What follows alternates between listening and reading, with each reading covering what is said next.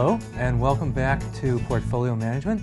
This is session 2 of Portfolio Management, and we're going to pick up where we left off on session 1. Basically, we're building a quantitative toolbox that helps us to formally evaluate the characteristics of portfolios. And again, that's why this is called Portfolio Management. And we're going to focus on two characteristics of portfolios: the expected return on a portfolio and its variance, or basically the same thing, telling us the same thing, the standard deviation of the portfolio.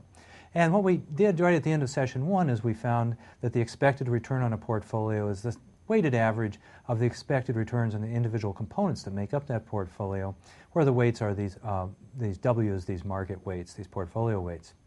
Unfortunately, things get much more complicated when we turn to portfolio variance or portfolio standard deviation.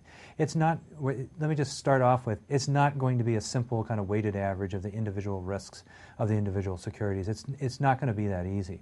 How difficult is it going to be? Well, let's take a look at the formula that's on the screen in front of you down at the bottom. So what we're saying here is the standard deviation of a portfolio is not some sort of simple average or weighted average of the standard deviations of the individual components of that portfolio. So this gets much more complex, although again, with a little bit of practice, this is going to become second nature to you. Let's take a look. This is a formula for the standard deviation of the portfolio, sigma p, standard deviation of the portfolio. Remembering that it's just the square root of the variance of the portfolio, so the stuff that's inside the square root sign here is simply the variance of the portfolio. So let's take a detail.